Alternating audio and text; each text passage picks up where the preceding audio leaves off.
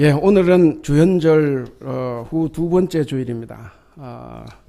오늘 본문 아까 읽은 대로 고린도전서 본문인데 사도행전 18장을 보면 바울이 주후 48년에서 51년, 48년이니까 예수님이 33년에 돌아가셨다고 하면은 몇 년 뒤죠? 48에서 33년. 저는 진짜 산수 몰라요. 제가 여쭤보는 겁니다. 하여간 뭐 십몇 년 지났습니까? 자, 어쨌든 33년에 예수님 돌아가셨다고 하면 바울이 주 48년에서 51년 이때 제2차 선교 여행을 하고 있었습니다. 그 선교 여행 중에 49년부터 51년까지 약 1년 반 정도 고린도 지역에 머물렀습니다. 당시 고린도는 상업이 아주 잘 돌아가는 그런 부유한 도시였는데 거기에 머물면서 50년경에 이 고린도 교회를 개척을 했습니다. 50년경에 고린도 교회를 개척을 했고, 그리고 바울이 이 고린도 전서 이 편지를 쓸 때 이 교회는 세워진 지 약 4년이나 5년 정도 된 개척 교회였죠. 초창기 교회였습니다. 우리는 이 고린도 전서 후서를 잘 알고 있습니다. 바울은 고린도 전서 후서 사이에 두 번의 편지를 더 보냈는데 불행하게도 그 편지들은 이제 분실이 돼서 남아있지는 않습니다. 하여간 이 고린도서를 통해서 이 고린도 교회는 굉장히 심각한 문제들이 많이 있다는 것을 우리가 알 수가 있습니다. 그 중에서 이 고린도 전서에 나오는 문제 중에 가장 큰 문제는 뭐였냐면 분쟁이었습니다. 분열, 다툼이었습니다. 이 분쟁에는 지도자들에 따라서 파가 갈리기도 했어요. 나는 바울파다. 나는 나는 아볼로파다. 나는 게바파, 그러니까 베드로파다. 심지어는 나는 예수파다. 나는 그리스도파다. 이런 파도 있었습니다. 그러니까 이렇게 지도자들을 가지고 또 이렇게 교회가 나누어져 있는 모습도 우리는 봅니다. 고린도 교회 안에 있었던 이런 분열은 단순히 지도자들 때문에 혹은 지도자들에 의해서만 갈라진 것은 아닙니다. 아마 여러 가지 요인들이 작용했을 것인데 가장 큰 것은 아까 말씀드린 건 고린도가 굉장히 돈이 많아요. 상업이 풍성한 그런 풍요로운 도시였습니다. 그래서 아마 교회 안에는 부자와 가난한 자가 같이 있었을 것입니다. 그래서 부자와 가난한 자들 사이에 위화감도 있었을 것이고 또 우상을 숭배하는 도시였고 음행을 하는 우상 종교가 있었습니다. 그래서 이런 성도들의 음행 문제, 이 도덕적인 문제도 있었습니다. 또 한편으로 우리가 잘 아는데 우상의 재물을 먹어야 되냐 말아야 되느냐 하는 이런 문제들도 있었습니다. 그러니까 이 교회 문제가 따져놓고 보면 교회 안에서의 어떤 동기 때문에 일어난 것이 아니라 그 고린도 지방의 사회 종교적인 배경 때문에 이 고린도 교회가 상처를 받았다 이렇게 볼 수가 있습니다.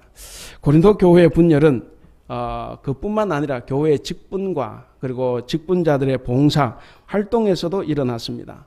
오늘 본문에 보면 여러 가지 이제 은사를 받은 사람들이 나오죠. 사도, 예언자, 기적을 행하는 사람, 신유 행하는 사람, 방언하는 사람 등등이 나오는데 서로 자기들의 주장을 앞세웠습니다. 자기들의 일을 앞세우고 남을 무시하고, 그러니까 다른 사람들의 은사와 다른 사람들의 활동을 무시하기도 했습니다. 그러니까 이 그리스도의 몸인 교회인데 이 교회 안에 들어와 있는 사람들 사이에 이렇게 끊임없는 분열, 분쟁, 다툼, 시기, 반목이 있었다 하는 겁니다. 뿐만 아니라 오늘 본문은 또 우리에게 무엇을 가르쳐 주느냐 하면 영적 엘리트주의로 교회가 분열되는 것, 이 분열되는 이것을 지적하고 있기도 합니다. 영적 엘리트 의식이 이 고린도 교회의 분열을 가속화시켰다는 거죠.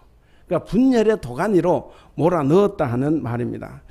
이처럼 오늘 본문에 나오는 이 영적 엘리트식, 영적 엘리트주의자들, 이 의식은 본서의 앞부분에 나오는 공동체 분열 문제뿐만 아니라 기타 다른 여러 문제들과 복합적으로 작용을 해서 이 교회 안에 큰 문제를 일으켰던 것을 우리가 볼 수가 있습니다. 오늘은 주현절 후 두 번째 주일입니다. 예수님께서 우리에게 자신의 모습을 드러냈다. 이것이 이제 주현입니다. 주현절인데 드러내신 그 모습으로 오늘은 그 영으로 성령께서 우리에게 은사를 주셨다 하는 의미를 가진 이 본문입니다. 이 본문은 지금 우리 교회와 그리고 한국의 개신교회의 모습을 담아내고 있다라고도 볼 수 있습니다. 안타깝게도 그동안 우리 한국교회, 그러니까 한국의 개신교회들은 일치보다는 이 분열의 길을 걸어왔습니다. 공동체 안에서 두 가지 힘이 존재하는데 분열시키는 힘과 하나 되도록 하는 힘이 있습니다. 그런데 불행하게도 우리 한국의 개신교회는 이 분열하는 힘이 더 강했다 하는 거죠. 사도 바울은 개인적으로 고백을 할 때 내 안에 선하게 살려고 하는 자아와 그 다음에 악하게 살려고 하는 자아가 있는데 이 둘이가 늘상 싸우는데 결국 누가 이겼다고 합니까? 악이 승리했다 그렇게 이야기를 하죠. 그러니까 이 고린도 교회 또 우리 한국에 계신 교회도 마찬가지입니다. 분열의 길을 걸어온 역사를 우리가 가지고 있습니다. 우리가 교회 안에서 이런 영적 엘리트주의자들 때문에 항상 분열시키는 힘이 훨씬 더 강해졌고 배가 됐다는 것을 우리가 기억해 볼 필요가 있습니다. 그러나 이제는 우리가 하나 되는 힘, 이것이 요구되는 시점입니다. 특별히 우리 한국에 계신 교회가 이 하나 되는 힘을 가져야 될 때가 됐다 그렇게 봅니다. 이제 우리의 관심은 남을 무시하고 자기만 알고 자기 주장만을 앞세우는 이런 영적 엘리트주의에서 벗어나서 우리가 하나 될 수 있는 길을 우리가 찾아가야 합니다. 오늘 본문은 바로 그것을 이야기합니다. 우리를 하나 되도록 하는 힘, 우리에게 그런 꼭 필요한 지혜가 들어있습니다. 고린도라는 이 경제가 풍성하게 돌아가는 이 도시에 있는 이 고린도 교회가 분열된 모습을 보였고 그 분열된 모습과 그리고 분열된 교회가 하나 되기를 바라는 이 바울의 간절한 마음을 이 본문에 담고 있습니다. 뿐만 아니라 교회의 진정한 일꾼은 어떤 사람이어야 하느냐 하는 것도 우리에게 잘 가르쳐 주고 있습니다. 그래서 오늘 이 시간에는 오늘 주어진 이 본문 말씀을 통해서 우리가 어떤 교훈을 얻을 수 있을까 하나씩 살펴보면서 은혜를 함께 나누고자 합니다. 자, 먼저 우리가 생각해 볼 것은 이런 교회의 분열 문제에 대해서 바울은 어떻게 대처하고 있느냐 하는 겁니다. 오늘 본문 1절은 이렇게 시작을 합니다. 우리 1절 다 같이 읽어볼까요? 1절 시작. 형제들아, 신령한 것에 대하여 나는 너희가 알지 못하기를 원하지 아니하노니. 자, 여기서 바울이 신령한 것 그랬습니다. 신령한 것 그러니까 뭔가 점쟁이가 더 연상이 돼. 이것은 요즘 우리말 영적인 것입니다. 영적인 것. 그러니까 이 신령한 것이라는 것이 뭐냐면 성령의 은사입니다. 그러니까 성령의 은사들에 대해서 너희가 잘 알기를 바란다라는 뜻을 가지고 있습니다. 이 말씀은 교회 안에서 신비한 모습 때문에 어떤 사람들이 가진 은사, 그 신비한 모습 때문에 문제가 생기는 것을 바로 잡아주는 역할을 하는 말씀입니다. 여러분, 고린도 교회는 은사가 참 많이 나타났습니다. 어떤 이들은 황홀한 경험, 거의 무아지경에 빠진 황홀한 경험도 있고 요즘 말로 입신의 그런 경험도 하고, 그러니까 여러 가지 그런 경험과 은사 때문에 아마 이들은 하나님께 감사했을 것이고 그리고 아마 눈물을 흘렸을지도 모르겠습니다. 다 좋습니다. 풍요로운 은사가 없으면 교회는 냉랭해질 수밖에 없습니다. 그래서 서로가 받은 은사에 대해서 놀라워하고 그리고 감사하고 그리고 서로가 섬기는 사역을 잘 감당하면 교회에 정말 좋은 영향을 끼칩니다. 그런데 문제는 뭐냐면 이 고린도 교회가 자신들의 은사에 매몰이 됐다 하는 겁니다.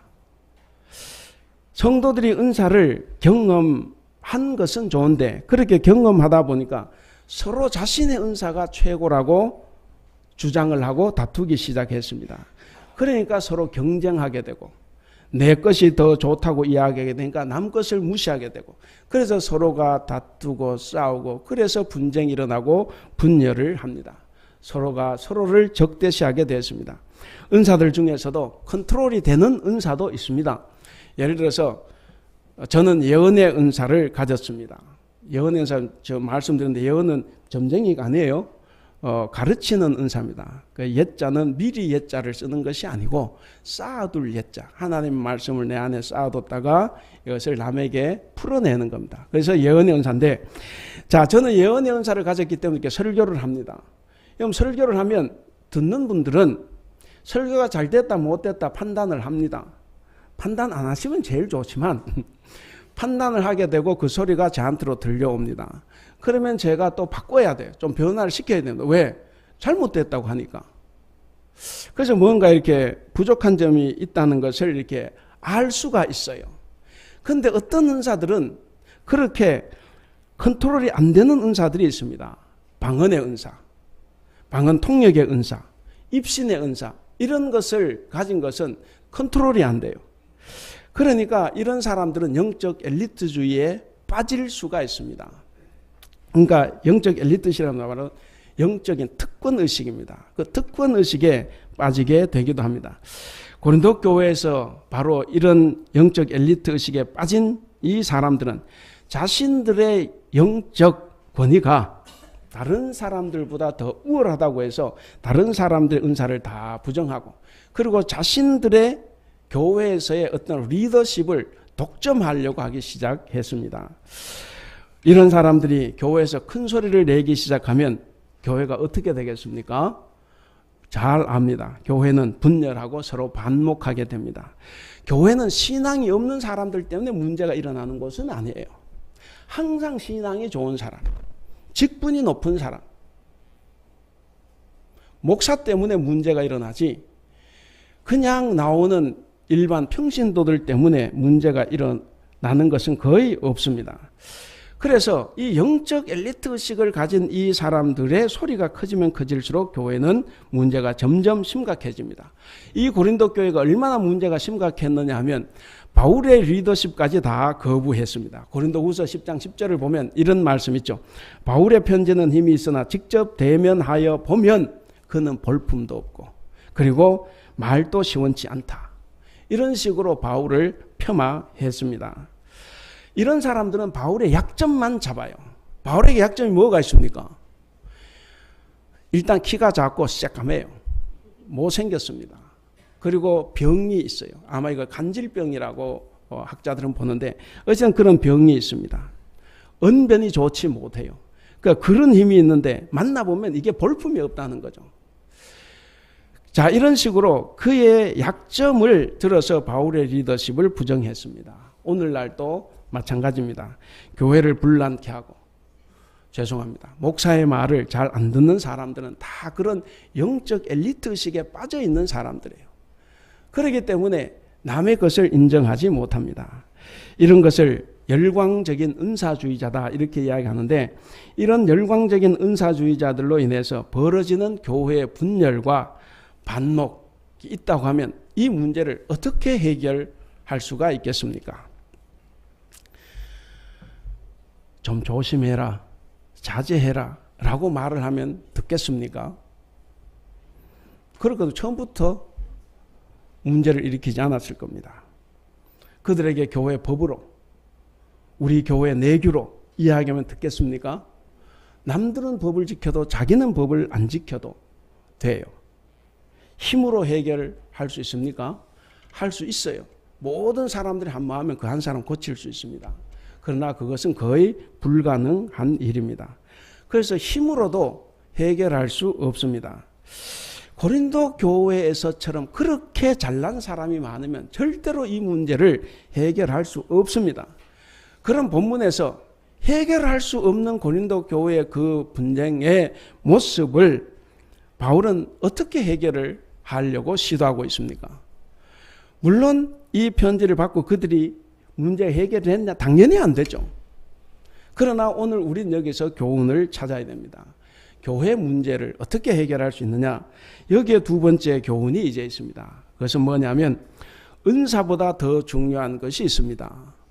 은사보다 더 중요한 것이 우리의 신앙 고백입니다. 바울은 은사의 형식이 아니라 은사의 내용이 중요하다고 이야기를 하고 있습니다. 고린도전서 1장 7절에 보면 바울은 이미 말했어요. 이 고린도 교회는 은사가 아주 풍요로운 교회, 풍부한 은사를 가지고 있는 교회라고 인정을 했습니다. 이렇게 풍성한 영적 은사들과 함께 이방 종교의 영향을 받아가지고 유사 현상들이 일어났습니다. 우리가 한 대로 방언이 꼭 교회만 있느냐 그런 건 아니에요. 다른 종교에서도 방언 같은 것이 있고, 그리고 악한 영의 방언도 다 있습니다. 무아지경 상태에서 아무도 알아듣지 못하는 말을 쏟아내는 현상은 반드시 성령으로만 이루어지는 것이 아니다라는 이야기입니다.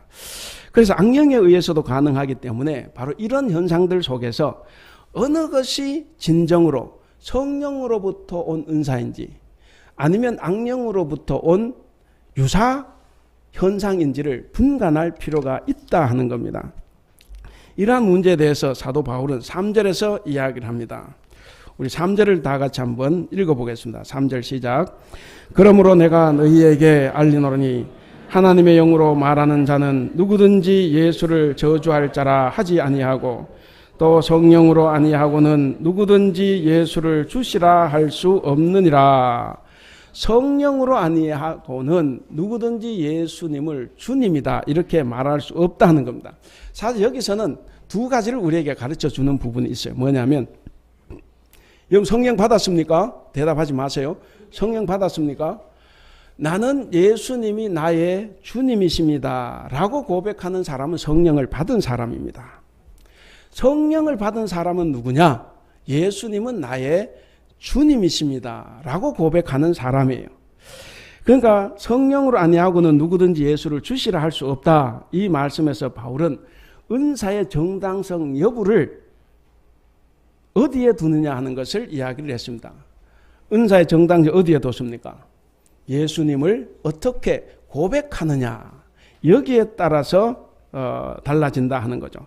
그러니까 은사가 중요한 게 아니라 뭐가 중요합니까? 신앙 고백입니다. 예수님은 나의 주님이시다 라는 이 신앙 고백이 그가 성령으로부터 났는지 악령으로부터 났는지를 판단하는 기준이 된다 하는 겁니다.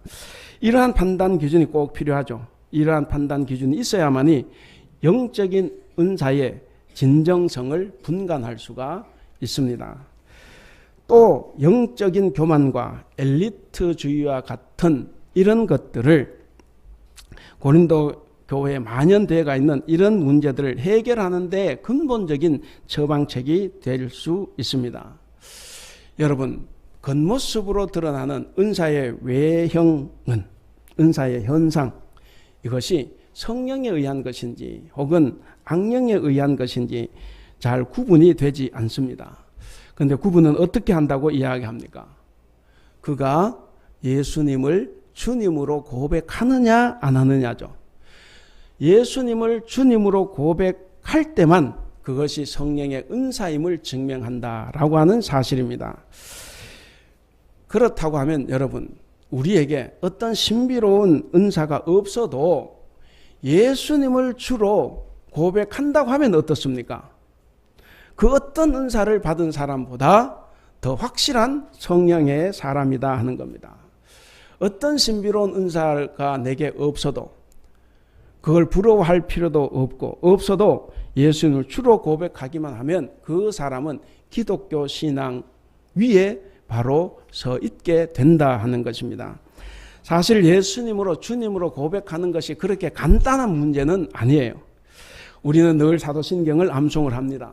그리고 주기도를 외웁니다. 찬송을 부르고 기도를 합니다. 그리고 우리는 교회에 나와서 봉사를 하고 예배하고 우리가 헌금을 하고 시간을 투자합니다. 그러나 그것만으로 내가 예수님을 주로 고백한다고 할 수는 없습니다. 진심 어린 고백을 하는 성도로 가면 마음으로, 우리의 마음으로 예수님을 주님으로 모시고 그리고 우리의 삶으로 예수님을 섬기고 순종하며 살아가야 합니다. 그런 사람이 오늘 3절에 나온 대로 하나님 영으로 말하는 사람, 그렇지 않으면 뭡니까? 예수를 저주하는 자가 될 수 있는 말씀입니다.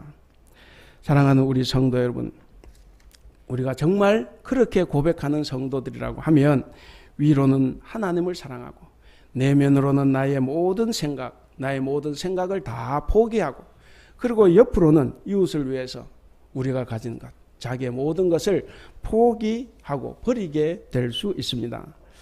예수님은 나의 주님이시다 라고 하는 이 신앙 고백이 있는 한 우리는 다 예수님 공동체의 한 구성원, 일원이 되는 것입니다. 거기에는 유대인이나 헬라인이나 종이나 자유자나 혹은 남자나 여자나 나이가 많거나 적거나 장애인이거나 비장애인이거나 다 구별이 있을 수 없습니다. 이것은 그러한 공동체 한 일원이 다 되었기 때문에 모든 구성원들은 다 동등하다는 겁니다. 여기서 중요한 질문을 하나 하겠습니다. 대답은 굳이 안 하셔도 됩니다. 속으로 하시면 됩니다. 우리가 성령을 받은 증거가 뭡니까? 누가 진정으로 성령을 받은 사람입니까? 막 대답하고 싶어 막 미치겠는 사람도 있을 거예요. 대답하지 마세요. 사람이 살다 보면 미칠 때도 있는 거예요. 내가 방언을 하고 남이 하지 못한 어떤 특별한 체험을 해도 성령을 받은 사람이 아닐 수 있습니다. 물론 성령을 받으면 그런 체험 다 할 수 있어요. 그러나 그런 체험은 아까도 말씀드렸지만 다른 종교에서도 하고 악령으로부터도 올 수 있는 겁니다. 바로 다른 종교와 귀신에 의해서도 그런 유사 체험은 충분히 가능합니다. 성령을 받은 사람에게 정말 중요한 것이 뭐겠습니까? 제일 먼저 그 삶 속에 예수님이 있어야 됩니다. 그리고 무엇보다 그 삶 속에 예수님의 사랑이 나타나야 합니다. 또한 성령의 사람은 인격과 성품이 변화가 돼야 됩니다. 내가 10년을 믿고 20년을 믿고 30년을 믿었는데도 어떻게 성품이 하나도 바뀌지 않는지 그것도 놀라운 일입니다. 그것도 기적일 수는 있어요. 그러나 그런 기적보다는 변화되는 것이 있어야 되죠.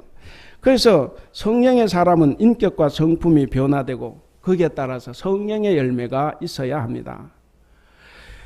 제 아무리 큰 믿음과 황홀한 체험을 또 황홀한 은사를 받았다고 해도 예수님의 사랑을 가지고 남을 사랑하지 못하면 그것은 다 거짓형의 은사들입니다.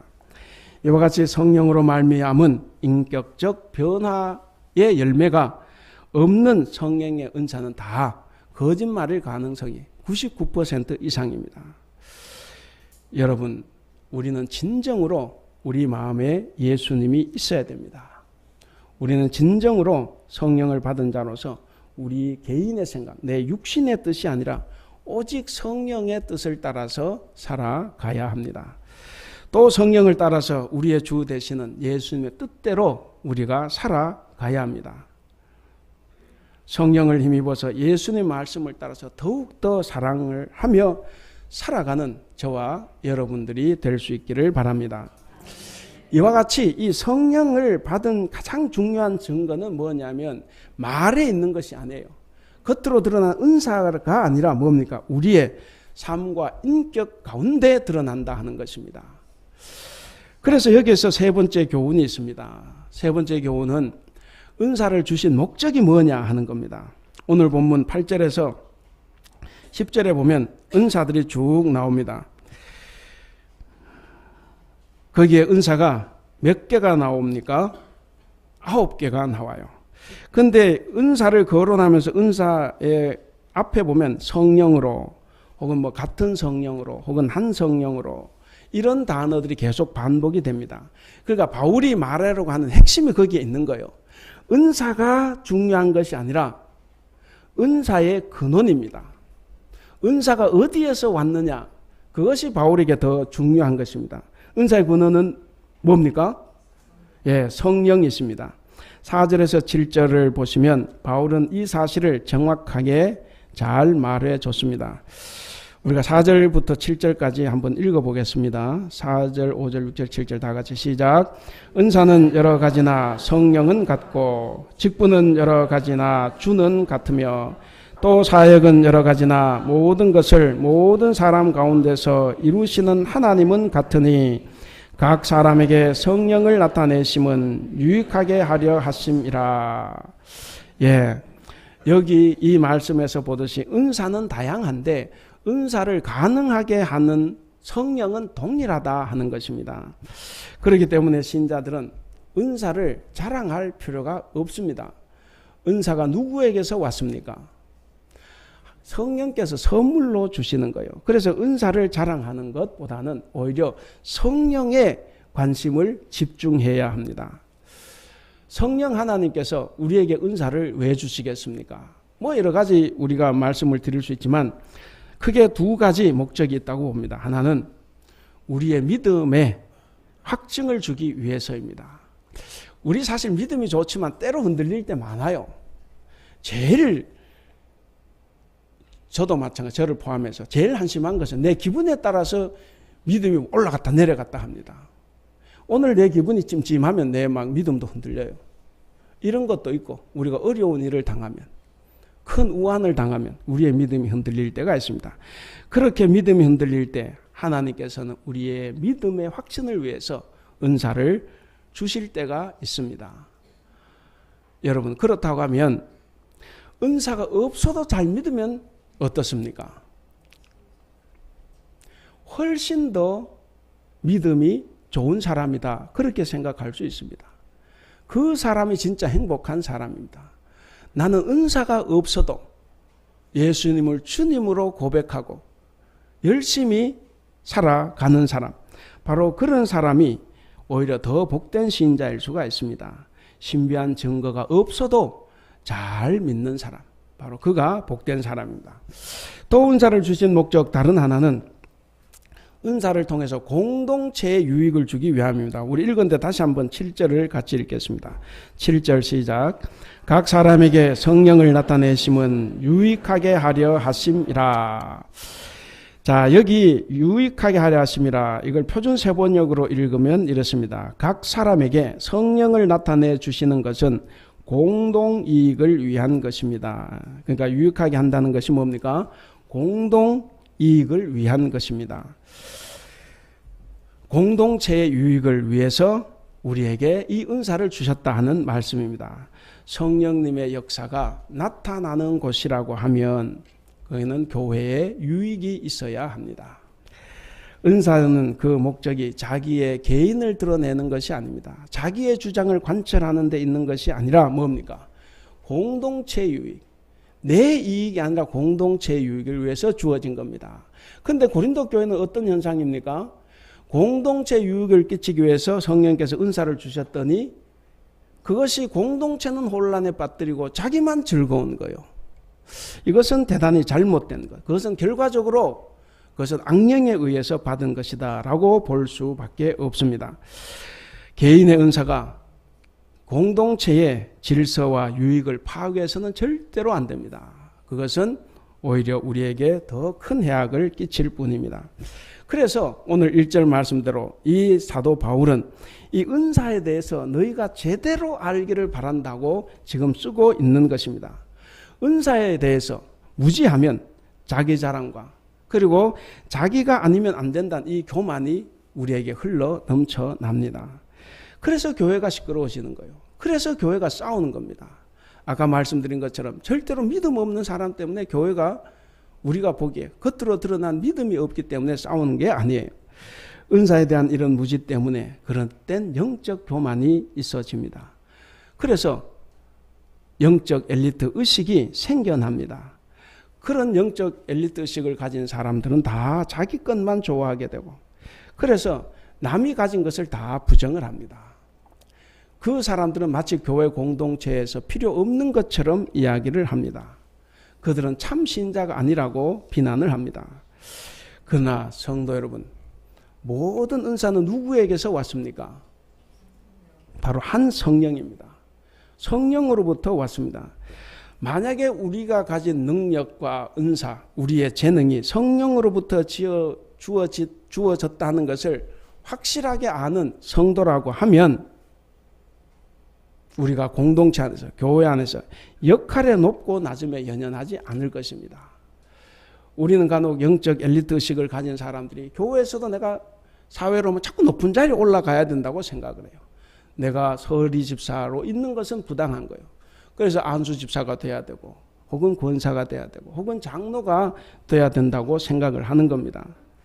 여러분, 오늘 본문에서 말한 은사의 방향은 아주 뚜렷하고 분명합니다. 뭡니까? 무슨 일을 하든지 너희가 어떤 직책을 가지고 있든지 개인을 높이는 게 아니라 공동체의 유익을 위한 것이다. 공동체의 유익을 위한 것이라고 하면 나는 없어져도 관계가 없다 하는 말씀입니다. 우리가 은사를 받아서 그 은사의 능력으로 교회를 섬기면 교회가 얼마나 좋아지겠습니까? 우리 성도들이 얼마나 큰 유익을 얻게 되겠습니까? 당회원이 지혜의 말씀의 은사를 받으면 교회 정책을 잘 수립하게 될 것입니다. 그러면 교회에 유익을 줄 것입니다. 안수 집사가 믿음의 은사를 받고 권사가 분별의 은사를 받으면 교회 안에 거짓된 말을 다 구분할 수 있습니다. 그런 것을 잘 분별해주면 교회가 더 안정이 되고 교회에 큰 유익을 줄 것입니다. 구역장이 예언의 은사를 잘 받으면 구역을 위해서 구역원들에게 얼마나 말씀을 잘 전하겠습니까? 그래서 그 구역에게 큰 위로가 될 것입니다. 그것으로 해서 우리 교회는 더 든든하게 세워질 것입니다. 성령은 교회의 덕을 세우는 일에 관심을 집중합니다. 성령은 교회의 덕을 세우는 이 일을 위해서 역사하십니다. 그렇기 때문에 우리가 아무리 뛰어난 능력을 가지고 무슨 능력을 보인다고 해도 교회의 하나됨을 해친다고 하면 그것은 가짜입니다. 교회의 덕을 세우는데 유익을 주지 못하고 교회를 분열하게 하고 혼란하게 한다고 하면 그것은 성령이 주시는 은사가 아닐 수 있습니다. 성령은 그런 의미에서 분리하는 힘이 아니라 하나가 되게 하는 역사입니다. 교회 하나됨을 위해서 끊임없이 노력하게 합니다. 교회 하나 되는 것을 위해서 끊임없이 기도하게 합니다. 그리고 교회 하나됨을 위해서 자기 자신을 낮추고 자기 자신을 죽입니다. 오직 하나님만을 높입니다. 그것이 성령의 역사입니다. 우리가 다시 한번 생각을 해봐야 되겠습니다. 여러분, 우리는 정말 주님을 사랑하십니까? 여러분 정말 교회를 사랑하십니까? 그러면 우리는 성령의 은사를 사모해야 합니다. 우리는 당연히 성령의 은사를 사모해야 됩니다. 고린도전서 12장 31절에 보면 너희는 더욱 큰 은사를 사모하라 이렇게 말씀합니다. 교회를 사랑하고 주님을 사랑한다고 하면 성령의 은사를 사모해야 합니다. 다만 중요한 것은 은사만 사모하지 말고 은사만 사모하게 되면 자기 자신을 위해서 은사를 달라고 하는 거예요. 옆 사람은 저 은사를 가지고 있는데 나는 없습니다. 하나 왜 나는 신앙이 이렇게 좋은데. 그래서 유튜브에 들어가 보면 유치부에서도 방언을 막 가르쳐요. 애들이 막 랄랄라 난리가 납니다. 그건 악령에게서 오는 거예요. 성령 은사는 선물로 주어지는 겁니다. 그래서 우리도 마찬가지입니다. 은사만 좋아해서는 안 됩니다. 그것으로 남을 판단하거나 남의 믿음을 판단하거나 서로 경쟁하는 것으로 삼으면 안 됩니다. 이것은 미숙한 신앙이에요. 이 미숙한 신앙으로는 절대로 성령의 은사를 받지 못합니다. 정말로 우리가 성령의 은사를 사모하는 자들이라고 하면 우리 스스로 자존감을 갖고 다른 성도들을 존중해주고 사랑해야 합니다. 또한 교회와 세상을 더 잘 섬기고 그리고 더 정직하고 더 열심으로 살아가야 합니다. 그럴 때 더 큰 은사를 사모하는 우리 모두에게 성령 하나님께서는 우리에게 은사를 풍성하게 주실 것입니다. 이제 말씀을 맺겠습니다. 우리는 오늘 이 본문 말씀을 통해서 고린도 교회 내에 있는 많은 문제들, 특히 바로 영적 엘리트 의식 때문에 생긴 분열 문제에 대해서 바울이 내린 처방을 우리가 한번 살펴봤습니다. 그런데 이런 문제가 고린도 교회에만 있었던 것이 아니다 하는 거죠. 2000년이 지난 오늘날 우리 교회 내에도 이런 영적인 은사 문제 때문에 이 은사에 대한 잘못된 이해 때문에 교회 질서가 깨지고 교회 공동체 화해가 이루어지지 않는 것을 우리는 많이 봅니다. 공동체가 분열되고 갈등을 겪는 것을 우리는 많이 경험을 해봅니다. 이러한 문제들에 대해서 우리는 예수님은 나의 주님이시다. 예수는 나의 주라는 이 공통된 이 신앙 고백을 통해서 우리는 한 성령, 같은 주, 같은 하나님으로부터 부여받은 이 직임이나 역할의 다양성은 인정을 하되 서로가 공동체 유익을 위해서 한 걸음 한 걸음 전진해야 합니다. 나 자신을 드러내는 걸음이 되어서는 결코 안 됩니다. 내가 저 일을 꼭 해야 되겠다고 생각해서도 안 됩니다. 우리는 공동체 유익을 위해서 살아가야 합니다. 오늘 제목이 뭡니까? 같이 한번 읽어보겠습니다. 시작. 그리스도인 영적 엘리트 의식을 버린 사람들. 우리는 이 영적 엘리트 의식을 혹시 가지고 있다면 버려야 됩니다. 이 영적 엘리트 의식이 교회를 너무나 힘들게 합니다. 아까도 말씀드렸습니다. 교회를 힘들게 하는 것은 이 영적 엘리트 의식을 가진 사람들의 교만입니다. 사랑하는 성도 여러분, 우리 교회에는 직분이나 빈부나 어떤 형태의 차별이나 갈등이 있어서는 안 됩니다. 여러분, 사회 구조적으로 이렇게 갈등이나 분열이 많은데 정말 심각한 것은 이 영적 엘리트 의식 때문에 일어나는 갈등입니다. 이건 해결책이 없어요. 왜?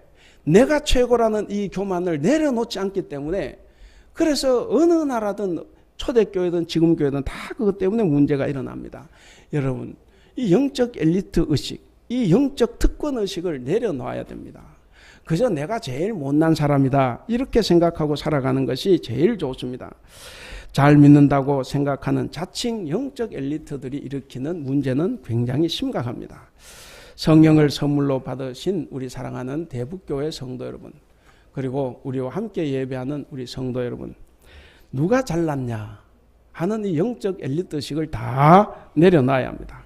그리고 오직 하나님을 높이고, 그리고 우리 서로를 존중해주고 우리 서로를 더 사랑하는 그런 대북교회 공동체를 이루어가는 성도들 다 되시기를 주님의 이름으로 축원합니다. 기도하겠습니다.